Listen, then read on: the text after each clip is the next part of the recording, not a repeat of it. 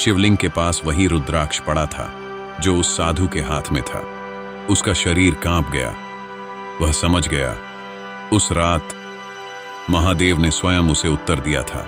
लेकिन कहानी यहीं खत्म नहीं होती। अगली सुबह आदित्य की जिंदगी वैसी ही थी।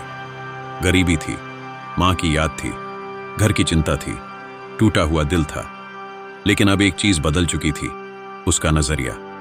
अब वह हर दुख से पूछता था, तू मुझे तोड़ने आया है या बनाने?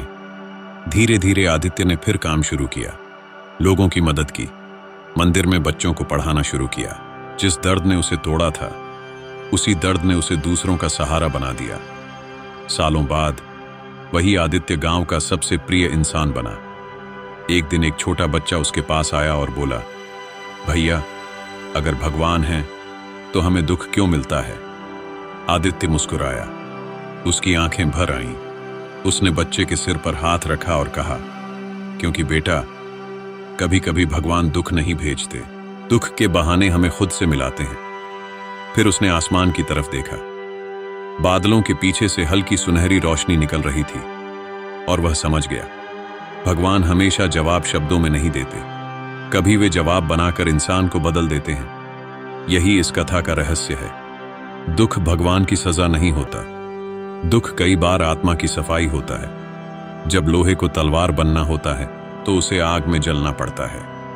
जब मिट्टी को दीपक बनना होता है तो उसे आकार सहना पड़ता है। जब बीज को वृक्ष बनना होता है तो उसे अंधेरी मिट्टी में दबना पड़ता है। और जब इंसान को भक्त बनना होता है तो उसे कभी कभी टूटना पड़ता है, क्योंकि जो कभी टूटा नहीं वह भगवान के सहारे की कीमत कैसे जानेगा। जो कभी रोया नहीं वह प्रार्थना की गहराई कैसे समझेगा। जो कभी अकेला नहीं हुआ वह भगवान की उपस्थिति कैसे महसूस करेगा।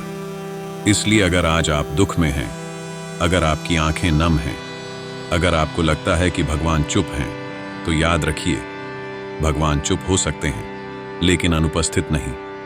वो आपके जीवन की कहानी लिख रहे हैं। अभी शायद पन्ना दुख वाला है, लेकिन अंत दिव्य हो सकता है। बस विश्वास मत छोड़िए। कभी कभी सबसे लंबी रात के बाद ही सबसे सुंदर सूर्योदय होता है। और शायद आज आपकी जिंदगी की भगवान हर बार दुख नहीं हटाते। कभी कभी वह हमें इतना मजबूत बना देते हैं कि दुख हमें हरा नहीं पाता। एक और बात याद रखिए, दर्द वही महसूस करता है जिसका दिल अभी जिंदा है, और जिस दिल में दर्द है वहीं भगवान के लिए जगह भी है। तो आज भगवान से नाराज हो सकते हैं, रो सकते हैं, शिकायत कर सकते हैं, लेकिन उनसे दूर मत जाइए।